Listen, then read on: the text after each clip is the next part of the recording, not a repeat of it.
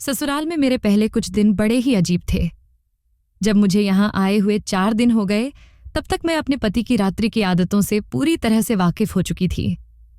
वे हर रात दूध पीने के आदी थे और यह जिम्मेदारी अब मेरी बन गई थी। लेकिन मेरी आदतें इतनी स्थिर नहीं थीं। 3 रातें लगातार उन्हें दूध की याद दिलानी पड़ी थी और आज चौथी रात जब वे गुस्से में आकर कमरे में आए, मैंने जल्दी से उठकर रसोई की ओर दौड़ लगाई। रात के अंधकार में जब मैं दूध गर्म कर रही थी, अचानक मेरे कानों में ससुर के कमरे से अजीब आवाजें सुनाई दीं। मेरी सास की थकी हुई आवाज सुनाई दी, अब और नहीं सह सकती, मैं बहुत थक गई हूं। और ससुर जी की गुस्से भरी आवाज आई, थकावट की कोई बात नहीं, अभी से थक गई हो। यह सुनकर मेरे भीतर एक ठंडी लहर दौड़ गई। कमरे में वापस लौटी तो सास ससुर की आवाजें मेरे दिमाग में गूंज रही थीं। ससुर जी तो हड्डियों के ढांचे जैसे दिखते थे, पर उनकी ताकत का यह रहस्य मेरे लिए अदृश्य था। मेरी रात बेचैनी में गुजरी और जब सुबह सास को देखा जो रोज की तरह घर के कामों में व्यस्त थीं, तो मैंने सोचा कि रात को ऐसा कुछ हुआ ही नहीं।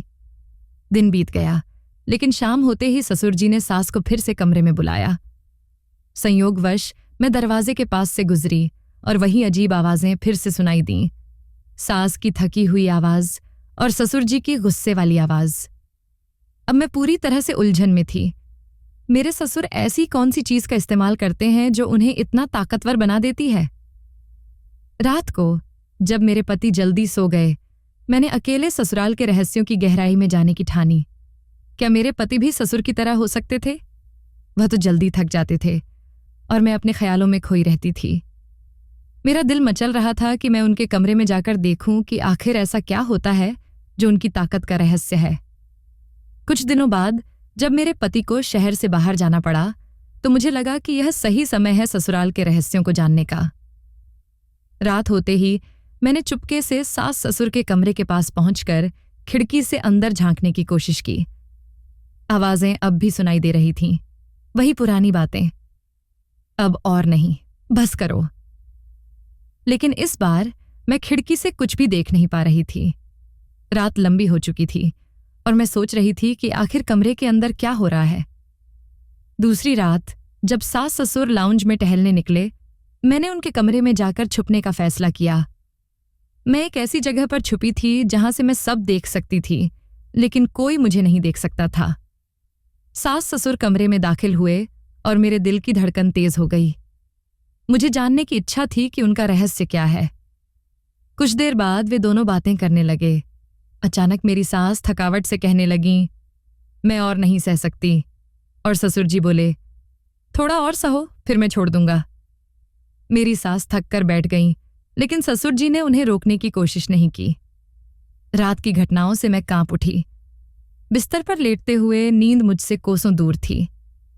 अगली सुबह मेरे ससुर ने मुझसे कहा कि वे जानते हैं कि मैं कमरे में क्यों नहीं आती, सास के डर से। उन्होंने कहा, आ जाओ, तुम्हें कोई कुछ नहीं कहेगा।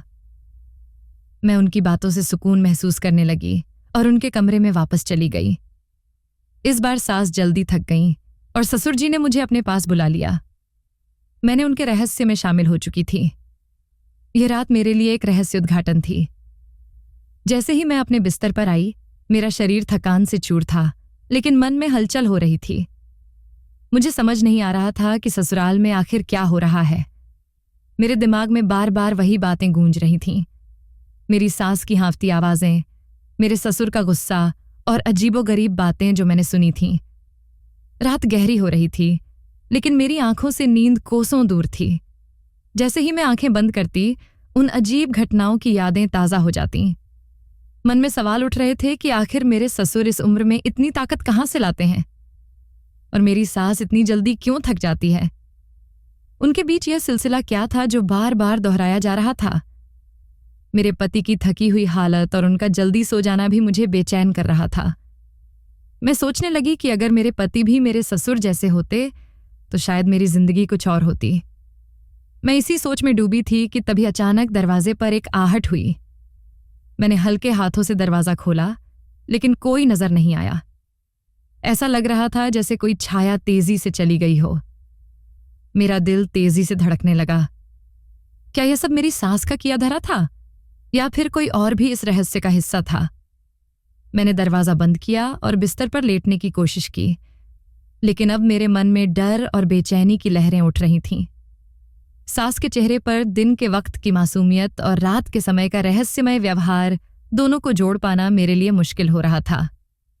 अगले दिन सुबह मेरी सास के चेहरे पर वही शांत मुस्कान थी, जैसे रात की कोई बात ही न हुई हो। उन्होंने मुझे नाश्ता करने के लिए बुलाया और मैं चुपचाप उनके हाव भाव का निरीक्षण करती रही। लेकिन आज मेरे मन में एक सवाल और ज्यादा गहरा हो गया था। क्या सास ससुर के बीच कुछ ऐसा है जिसे मुझे पता नहीं चल रहा? शाम ढलने लगी और मेरे ससुर ने अचानक कहा कि वे रात को किसी पुराने दोस्त से मिलने जा रहे हैं और देर से लौटेंगे। मेरे मन में फिर से वही अजीब सवाल उठने लगे। क्या उनका जाना भी किसी रहस्य से जुड़ा है? जब रात हुई और ससुर घर पर नहीं थे, मैंने मौका देखा। इस बार मैंने ठान लिया था कि इस पहेली को सुलझा कर रहूंगी। रात का अंधेरा धीरे धीरे घर पर फैल चुका था। मेरे ससुर अभी तक घर नहीं लौटे थे और घर में एक अजीब सी चुप्पी छाई हुई थी। मैंने अपनी सास को देखा, जो हमेशा की तरह शांत दिख रही थीं, लेकिन उनके चेहरे पर हल्की सी बेचैनी भी छिपी हुई थी। ऐसा लग रहा था जैसे उन्हें कुछ पता हो, लेकिन वे उसे छुपा रही हों। मैंने ठान लिया था कि आज रात में सच्चाई का पता लगाकर रहूंगी। मैंने चुपचाप अपने कमरे का दरवाजा बंद किया, लेकिन बंद करने की आवाज धीमी रखी ताकि किसी को शक न हो। फिर मैं धीरे से बाहर आई और अपने ससुर के कमरे की ओर बढ़ने लगी। मेरा दिल जोरों से धड़क रहा था, लेकिन मेरे कदम ठहर नहीं रहे थे। ससुर के कमरे का दरवाजा आधा खुला था। कमरे में घुप अंधेरा था, सिर्फ एक छोटी सी रोशनी किनारे के कोने से झांक रही थी। मैं धीरे धीरे कदम बढ़ाकर कमरे के भीतर घुसी।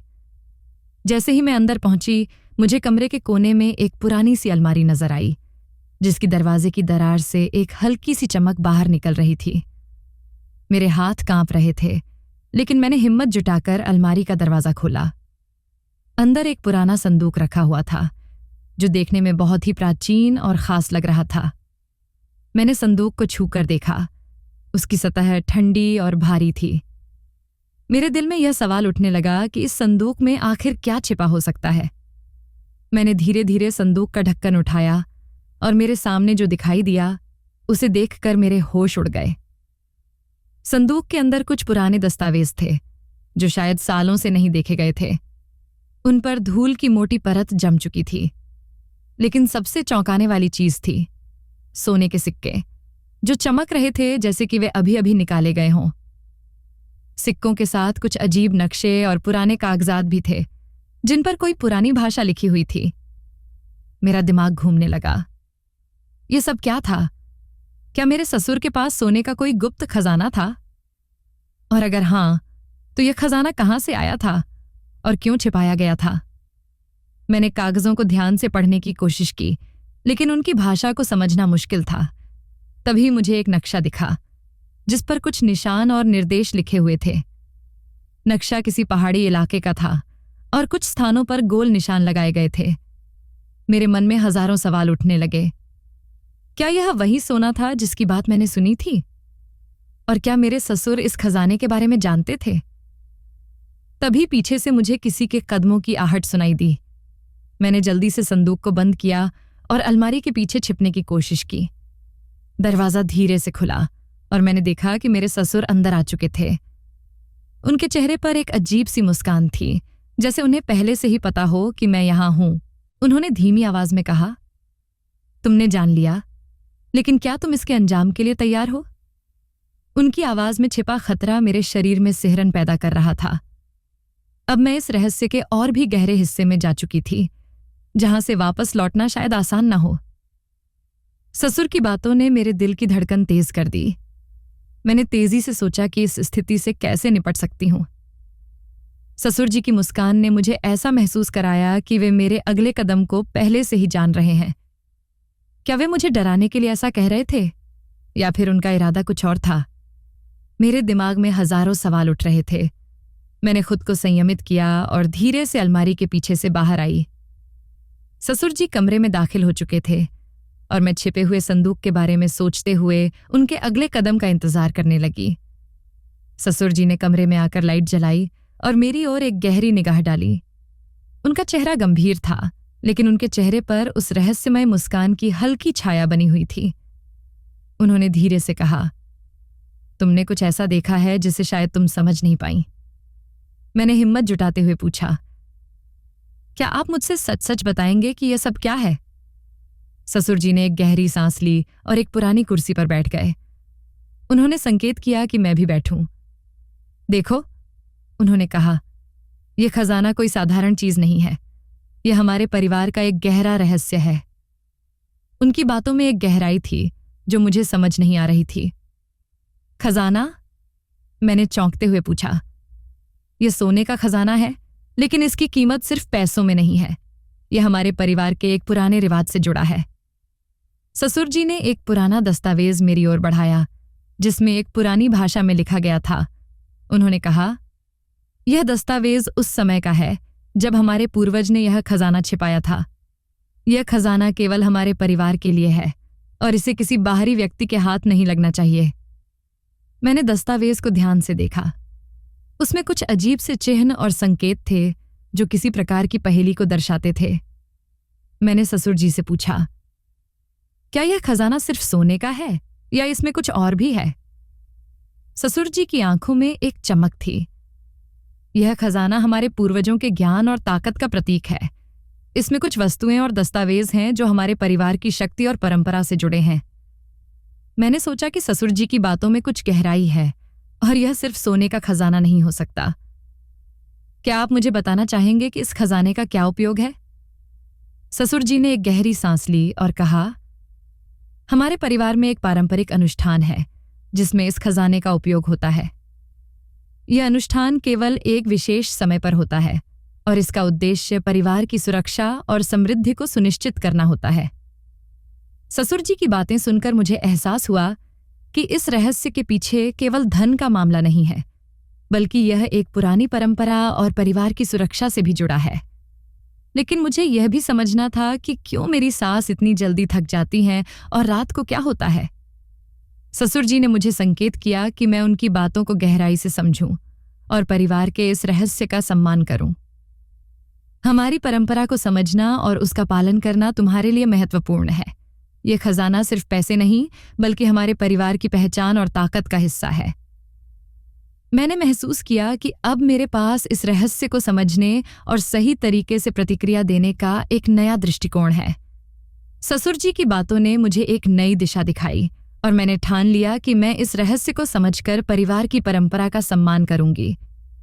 रात का अंधेरा धीरे धीरे हट रहा था और मैं ससुर जी के साथ बैठी सोच रही थी कि इस रहस्य को समझने में कितना समय लगेगा और मैं किस तरह इस परिवार की परंपरा का हिस्सा बनूंगी। इस रहस्य के साथ मेरी यात्रा अभी समाप्त नहीं हुई थी, बल्कि यह एक नई शुरुआत थी और मैं इस परिवार की परंपरा और खजाने को समझने के लिए पूरी तरह से तैयार थी। ससुर जी की बातों ने मेरे मन में जिज्ञासा की एक नई लहर पैदा कर दी। मैंने ठान लिया कि मैं इस रहस्य को समझने के लिए पूरी तरह से समर्पित रहूंगी। ससुर जी ने मुझे संकेत दिया कि इस खजाने की सुरक्षा और परिवार की परंपरा को समझना कितना महत्वपूर्ण है, लेकिन वे स्पष्ट नहीं थे कि मेरी सास के थकावट और रात की घटनाओं का इससे क्या संबंध था। सपने में भी मैं वही दस्तावेज और चिन्ह देख रही थी। मैंने एक बार फिर दस्तावेज को ध्यान से पढ़ने का प्रयास किया, लेकिन उसकी जटिल भाषा और प्रतीकों को समझना मेरे लिए चुनौतीपूर्ण था। मुझे महसूस हुआ कि इस परिप्रेक्ष्य को समझने के लिए मुझे किसी विशेषज्ञ की मदद की आवश्यकता होगी। सुबह के समय ससुर जी ने मुझे कामों में व्यस्त रहने के लिए कहा और परिवार के अन्य सदस्यों से संपर्क बनाए रखने की सलाह दी। उन्होंने यह भी संकेत दिया कि मुझे परिवार की परंपरा को समझने में संयम और धैर्य रखना होगा। मैंने निश्चय किया कि मैं एक स्थानीय पुरातत्ववेत्ता या इतिहासकार से सलाह लूंगी, जो इस प्राचीन दस्तावेज और चिन्हों के अर्थ को समझने में मदद कर सके। मैंने इंटरनेट पर शोध करना शुरू किया और पुराने ग्रंथों और ऐतिहासिक संदर्भों की खोज की। दिन बीता और शाम आई। मैंने अपनी सास से भी इस विषय पर बात करने का प्रयास किया, लेकिन उन्होंने बात को टालते हुए कहा, ये सब पुराने किस्से हैं। जो कुछ भी जानना था ससुर जी तुम्हें बता चुके हैं। मैंने सोचा कि शायद यह समय सही नहीं था और मैंने अपनी योजनाओं पर ध्यान केंद्रित किया। एक दिन मैंने एक अनुभवी पुरातत्ववेत्ता से संपर्क किया, जो मेरे दस्तावेज की जांच करने के लिए तैयार हो गया। वह व्यक्ति, श्री शर्मा, ने दस्तावेज और नक्शों की सावधानीपूर्वक जांच की। उन्होंने मुझे बताया कि यह दस्तावेज एक पुराने खजाने की ओर इशारा करता है, जो शायद किसी पहाड़ी क्षेत्र में छिपा हुआ है। लेकिन इसके साथ ही उन्होंने चेतावनी दी कि इस खजाने का अनावरण करना या उसकी खोज में जाना खतरनाक हो सकता है। मैंने श्री शर्मा की सलाह को गंभीरता से लिया और सोचा कि मुझे इस खजाने के बारे में और जानकारी जुटानी होगी। मैंने अपने ससुर से इस संबंध में बातचीत करने का निर्णय लिया ताकि मैं उनके विचार और अनुभव को जान सकूं। एक शाम मैंने ससुर जी से मिलने का समय तय किया। उन्होंने मुझसे पूछा कि क्या मैं पूरी तरह से तैयार हूं और क्या मुझे इस रहस्य को समझने का निर्णय सही लगता है। मैंने आत्मविश्वास के साथ कहा, मैं पूरी तरह से तैयार हूं। मैं जानना चाहती हूं कि इस खजाने और परंपरा का असली महत्व क्या है। ससुर जी ने मुझे एक पुराने परिवार के पुस्तकालय में ले जाया, जहां कई प्राचीन ग्रंथ और दस्तावेज रखे हुए थे। उन्होंने एक विशेष पुस्तक को निकालकर मेरी ओर बढ़ाया, जिसमें परिवार के इतिहास और परंपराओं का विस्तृत वर्णन था। यह पुस्तक तुम्हें बताएगी कि हमारी परंपरा क्या है और इस खजाने का हमारे परिवार के साथ क्या संबंध है, ससुर जी ने कहा। इसमें एक पुरानी कहानी है जो हमारे पूर्वजों के बलिदान और समर्पण की कहानी को दर्शाती है। मैंने पुस्तक को ध्यान से पढ़ना शुरू किया। इसमें एक ऐसी कहानी थी जिसमें हमारे पूर्वजों ने एक अमूल्य खजाना छिपाया था, जो परिवार की सुरक्षा और समृद्धि के लिए था। यह खजाना एक विशेष अनुष्ठान के दौरान ही प्रकट होता था, जो केवल परिवार के विशिष्ट सदस्यों के लिए था। ससुर जी ने समझाया कि खजाना केवल धन का प्रतीक नहीं था, बल्कि यह परिवार के लिए एक नैतिक और आध्यात्मिक ताकत भी प्रदान करता था। उन्होंने कहा कि इस खजाने की खोज और उपयोग करने का अधिकार केवल उन लोगों को होता है जो इस परंपरा को पूरी तरह से समझते हैं और सम्मान करते हैं। मैंने महसूस किया कि इस खजाने के पीछे सिर्फ भौतिक संपत्ति नहीं, बल्कि एक गहरी आध्यात्मिक और नैतिक जिम्मेदारी भी है। मैंने ठान लिया कि मैं इस परंपरा का सम्मान करूंगी और इसे समझने के लिए पूरी तरह से प्रतिबद्ध रहूंगी। रात का अंधेरा और भी घना हो रहा था, लेकिन मैंने महसूस किया कि इस रहस्य को समझना और परिवार की परंपरा को अपनाना मेरे जीवन का एक महत्वपूर्ण हिस्सा बन गया है। मैंने ससुर जी के साथ मिलकर इस यात्रा को आगे बढ़ाने का निर्णय लिया और उम्मीद की कि इस रहस्य को समझकर मैं परिवार के प्रति अपनी जिम्मेदारी को निभा सकूंगी। जैसे ही मैंने पुस्तक को बंद किया, मेरे मन में एक नई ऊर्जा और स्पष्टता आ गई। यह यात्रा मेरे लिए केवल एक रहस्य का समाधान नहीं थी, बल्कि यह मेरे परिवार की गहरी परंपरा और मूल्य को समझने का अवसर भी था।